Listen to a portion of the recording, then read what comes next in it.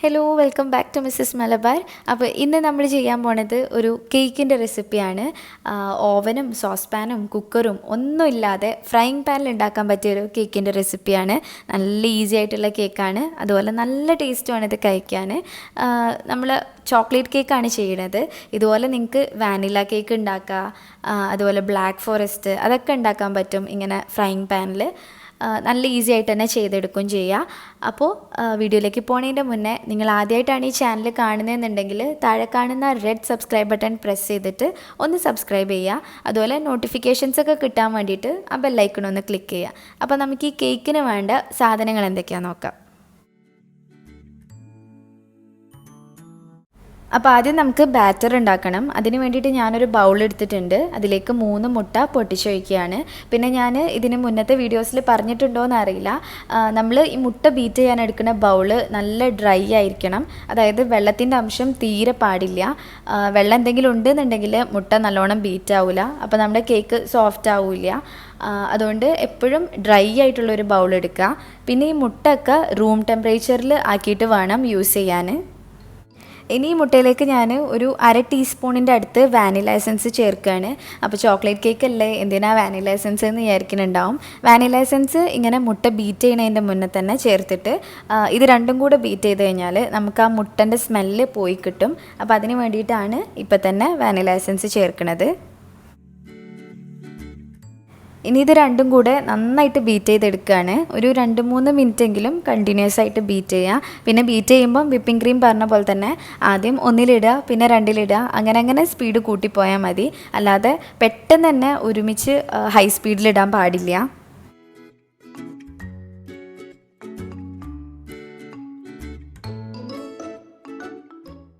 അങ്ങനെ ഇപ്പോൾ മുട്ടയും വാനില എസൻസും ബീറ്റായി വന്നിട്ടുണ്ട്. ഇനി പഞ്ചസാര ചേർത്തിട്ട് ഒന്നും കൂടെ ബീറ്റ് ചെയ്യണം. അപ്പോൾ 1/2 കപ്പ് പഞ്ചസാരയാണ് ചേർക്കേണ്ടത്.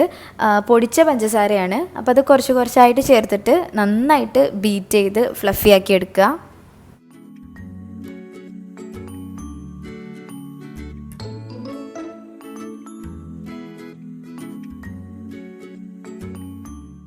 ഇപ്പം നമ്മുടെ മുട്ടയും പഞ്ചസാരയും മിക്സായി നല്ലോണം പൊങ്ങി വന്നിട്ടുണ്ട്.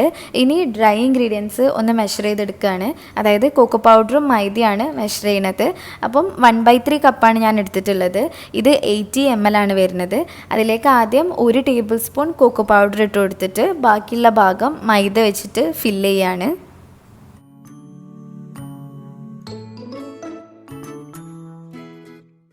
ഇനി നമ്മൾ ഈ മെഷർ ചെയ്ത് വെച്ചിട്ടുള്ള മൈദയും കൊക്കോ പൗഡറും ഒരു അരിപ്പയിൽ ഇട്ടിട്ട് നന്നായിട്ട് അരിച്ചെടുക്കുക. ഒരു 2-3 പ്രാവശ്യമെങ്കിലും ചെയ്യുക.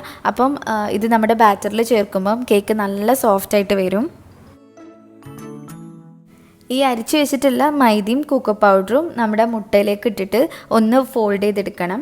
അപ്പോൾ അതിന് മുന്നേ ഞാനിപ്പോൾ കുറച്ച് കോഫി പൗഡർ ഇട്ട് കൊടുക്കുകയാണ് കേട്ടോ. അതെന്തിനാ വെച്ചാൽ നമ്മുടെ കേക്കിനൊരു നല്ല ടേസ്റ്റ് കിട്ടും ഈ കോഫി പൗഡർ വരുമ്പോൾ. ഇത് നെസ്കഫേൻ്റെ ഇൻസ്റ്റൻറ്റ് കോഫി പൗഡറാണ്. കേക്കിലേക്ക് എപ്പോഴും ഇൻസ്റ്റൻ്റ് ആയിട്ടുള്ള കോഫി പൗഡർ മാത്രം യൂസ് ചെയ്യുക. പിന്നെ ഇത് ചേർക്കുമ്പോൾ നമ്മുടെ കേക്കിന് നല്ലൊരു കളറും കിട്ടും. അപ്പം ഇതിനൊക്കെ വേണ്ടിയിട്ടാണ് ഈ കോഫി പൗഡർ ചേർക്കുന്നത്. ഏകദേശം 1 ടീസ്പൂണോളം ചേർക്കുന്നുണ്ട്. ഇനി ആ ഡ്രൈ ഇൻഗ്രീഡിയൻസ് ഇതിലേക്ക് കുറച്ചായിട്ട് ഇട്ട് കൊടുക്കുക. എന്നിട്ട് ഇങ്ങനെ ഒരു സ്പാച്ചിൽ വെച്ചിട്ട് ഒന്ന് ഫോൾഡ് ചെയ്ത് കൊടുത്താൽ മതി. ഓവർ മിക്സ് ചെയ്യരുത്. ഓവർ മിക്സ് ആക്കി കഴിഞ്ഞാൽ കേക്ക് സോഫ്റ്റ് ആവില്ല, പൊങ്ങി വരില്ല. അതുകൊണ്ട് ജസ്റ്റ് ഒന്ന് ഫോൾഡ് ചെയ്ത് കൊടുത്താൽ മാത്രം മതി.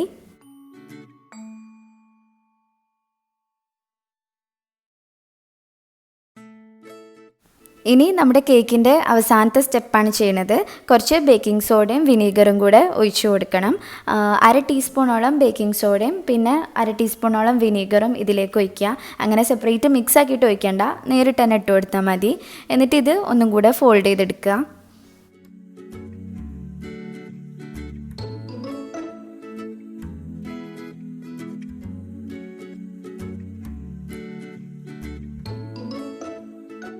ഇനി നമ്മൾ ഈ കേക്കിൻ്റെ ബാറ്റർ മൂന്നായിട്ട് ഡിവൈഡ് ചെയ്യാൻ പോവുകയാണ്.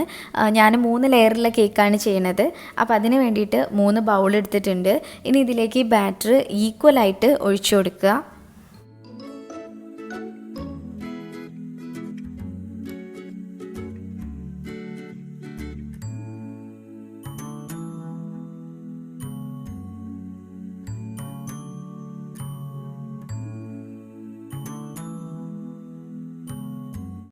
അത് കഴിഞ്ഞാൽ ഈ ഓരോ ബൗളിലുള്ള ബാറ്ററും ഫ്രൈങ് പാനിലേക്ക് ഒഴിച്ചിട്ട് അത് ചുട്ടെടുക്കണം. നമ്മളിങ്ങനെ ഓരോന്നോരോന്നായിട്ടാണ് ചുട്ടെടുക്കുന്നത്.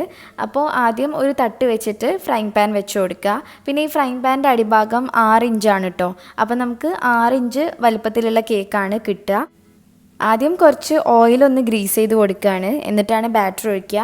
പിന്നെ ഇത് നമ്മളിങ്ങനെ ഓരോന്നോരോന്നായിട്ട് ചുടുന്നതുകൊണ്ട് തന്നെ ഫുൾ കേക്ക് ചെയ്യുമ്പോഴുള്ള അത്രയ്ക്ക് അങ്ങോട്ട് പൊങ്ങി വരില്ല കേക്ക്, പക്ഷെ നല്ല സോഫ്റ്റ് ഉണ്ടാവും.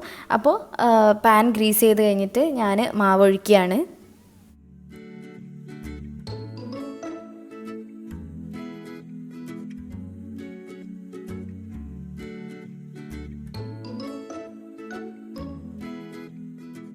ഇനി ഇതൊന്നിങ്ങനെ ചുറ്റിച്ച് കൊടുക്കുക.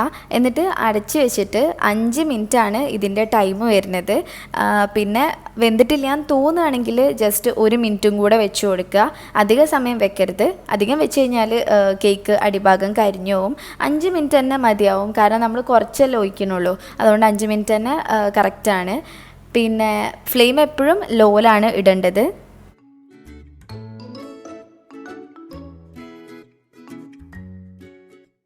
അങ്ങനെ നമ്മുടെ ഫസ്റ്റത്തെ ലെയർ റെഡി ആയിട്ടുണ്ട്. ഞാനത് പാനിൽ നിന്ന് എടുത്ത് മാറ്റുകയാണ്. പിന്നെ ഇത് കുറച്ചും കൂടെ വേവട്ടെ എന്നൊക്കെ വിചാരിച്ചിട്ട് കേക്ക് മറിച്ചിട്ട് കൊടുക്കുകയൊന്നും ചെയ്യരുത്. അപ്പോൾ ഈ പൊന്തിയതൊക്കെ അതേപോലെ താന്നു പോവും. അതുകൊണ്ട് വേഗം തന്നെ ഇതെടുത്ത് മാറ്റുക. ഇതേപോലെ തന്നെ ബാക്കിയുള്ള 2 ചുട്ടെടുക്കുക.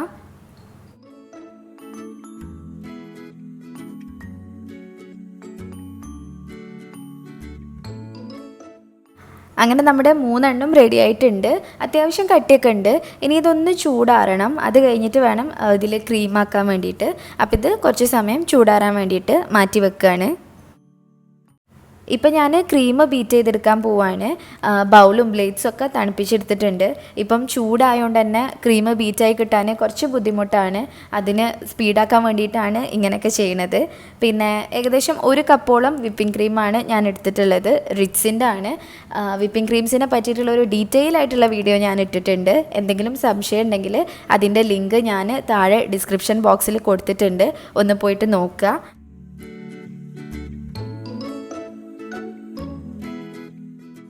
അങ്ങനെ നമ്മുടെ ക്രീമൊക്കെ റെഡി ആയിട്ടുണ്ട്. ഞാനത് തണുക്കാൻ വേണ്ടിയിട്ട് ഫ്രിഡ്ജിലേക്ക് മാറ്റിയിരിക്കുകയാണ്. പിന്നെ ഇനിയുള്ള പണിയെന്ന് പറഞ്ഞത് നമുക്ക് കേക്ക് കട്ട് ചെയ്തെടുക്കണം. ഫ്രൈങ് പാനിൽ ചെയ്തുകൊണ്ട് തന്നെ അതിൻ്റെ സൈഡ്സ് ഒന്നും ഉള്ളിലത്തെ അത്ര കട്ടി ഉണ്ടാവില്ല. സൈഡ്സൊക്കെ ഭയങ്കര തിന്നായിട്ടാവും ഉണ്ടാവുക. അപ്പോൾ ഒരു 6 ഇഞ്ചിൻ്റെ കേക്ക് ടിൻ വെച്ചിട്ട് അതിങ്ങനെ ഈ 3 ലെയറിൻ്റെയും മേലെ വെച്ച് കൊടുത്തിട്ട് അതൊരു അളവാക്കി എടുത്തിട്ട് കട്ട് ചെയ്തെടുക്കുകയാണ്.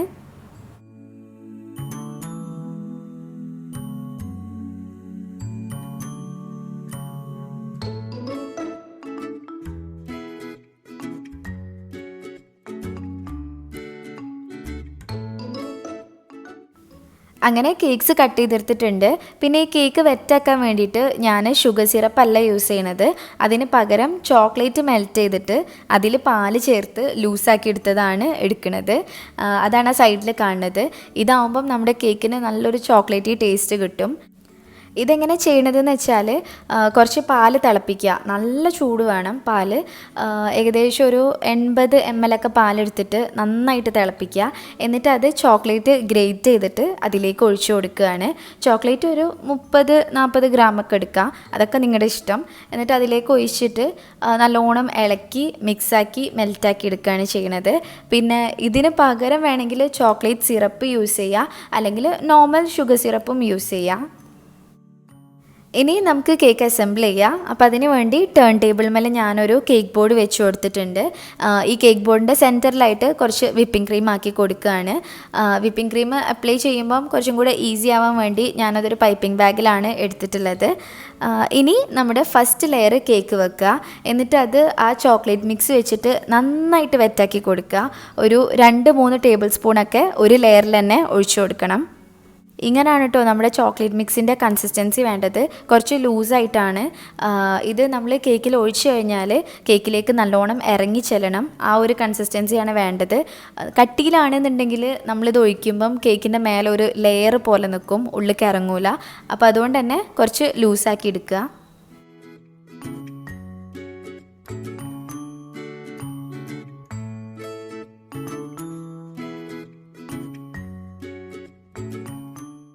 ഇനി ഈ ലെയറിൻ്റെ മേലെ നമുക്ക് വിപ്പിംഗ് ക്രീം ആക്കി കൊടുക്കുക.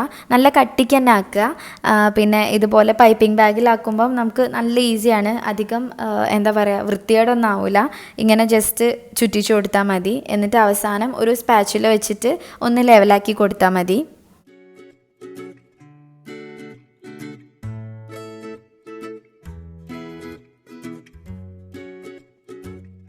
ഇനി അടുത്ത ലെയർ കേക്ക് വെക്കുക. ഇതിൻ്റെ അടിഭാഗം ഇങ്ങനെയാണ് കേട്ടോ, അങ്ങനെ കരിഞ്ഞിട്ടൊന്നുമില്ല, സാധാ നമ്മുടെ കേക്ക് പോലെ തന്നെയാണ്. ഇനി ഇത് വെച്ച് കൊടുത്തിട്ട് നേരത്തെ ചെയ്ത പോലെ തന്നെ ആദ്യം ചോക്ലേറ്റ് മിക്സ് വെച്ചിട്ട് വെറ്റാക്കുക. എന്നിട്ട് വിപ്പിംഗ് ക്രീം ആക്കി കൊടുക്കുക.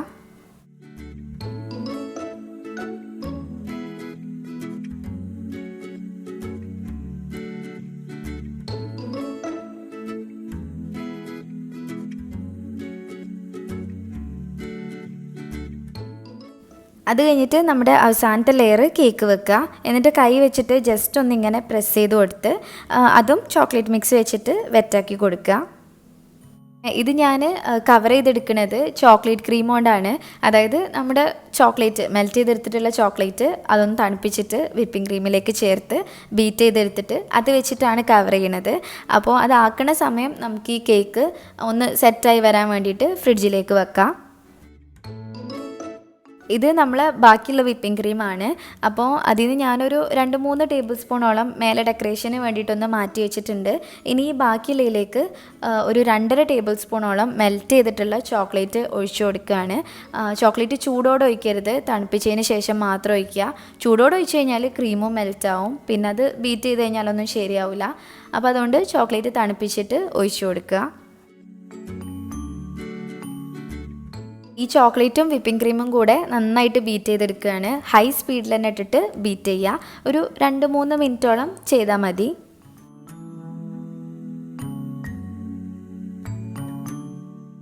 അപ്പോൾ നമ്മുടെ ചോക്ലേറ്റ് ക്രീമും റെഡിയായി, കേക്കും സെറ്റായിട്ടുണ്ട്. ഇനി ഞാൻ ഈ ക്രീമും ഒരു പൈപ്പിംഗ് ബാഗിലെടുത്തിട്ട് ഇങ്ങനെ കേക്കിൻ്റെ മേലെ ചുറ്റിച്ചു കൊടുക്കുകയാണ്. എന്നിട്ട് അത് അവസാനം ഒരു സ്പാച്ചിൽ വെച്ചിട്ട് കംപ്ലീറ്റ് ലെവൽ ചെയ്തെടുക്കും.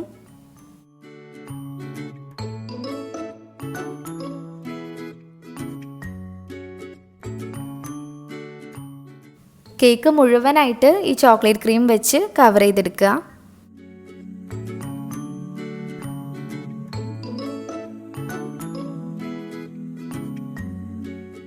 അങ്ങനെ കേക്ക് കംപ്ലീറ്റ് കവർ ചെയ്തെടുത്ത് കഴിഞ്ഞിട്ട് ഞാനിതിൻ്റെ മേലെ ചെറുതായിട്ടൊന്ന് ഡെക്കറേഷൻസ് ചെയ്ത് കൊടുക്കുകയാണ്. അങ്ങനെ കാര്യമായിട്ടൊന്നുമില്ല, ആ മാറ്റി വെച്ചിട്ടുള്ള വിപ്പിംഗ് ക്രീം വെച്ചിട്ട് ഒന്ന് ചിത്രപ്പണി ചെയ്യുകയാണ്. അതിന് വേണ്ടിയിട്ട് ഞാനൊരു ഓപ്പൺ സ്റ്റാർട്ടിപ്പാണ് എടുത്തിട്ടുള്ളത്. അത് കുറച്ച് വലിയ ഓപ്പൺ സ്റ്റാർട്ടിപ്പാണ്. അതിൽ വിപ്പിംഗ് ക്രീം നിറച്ചിട്ട് ഇങ്ങനെ ജസ്റ്റ് ഒരു ഫ്ലവറൊക്കെ പോലെ വരച്ചു കൊടുക്കുകയാണ്.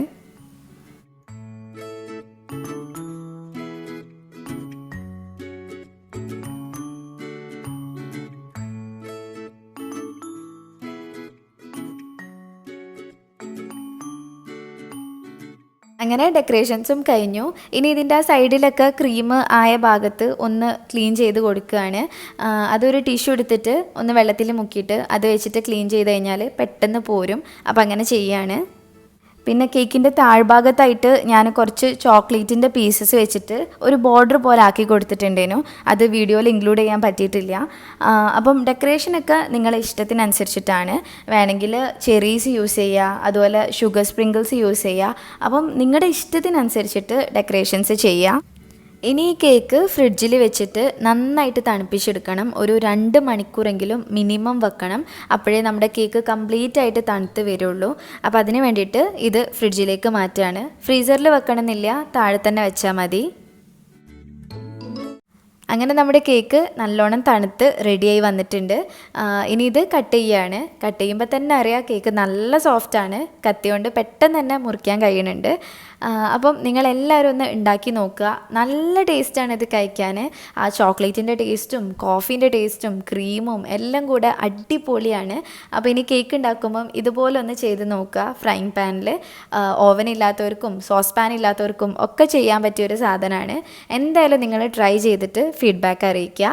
അപ്പോൾ വീഡിയോ ഇഷ്ടമായിട്ടുണ്ടെങ്കിൽ ലൈക്ക് ചെയ്യുക, ഷെയർ ചെയ്യുക. പിന്നെ ഇനി എന്തെങ്കിലും ഡൗട്ട് ഉണ്ടെങ്കിൽ ഒന്നുകിൽ താഴെ കമൻറ്റ് ചെയ്യുക, അല്ലെങ്കിൽ എനിക്ക് ഇൻസ്റ്റഗ്രാമിൽ മെസ്സേജ് അയച്ചാൽ മതി.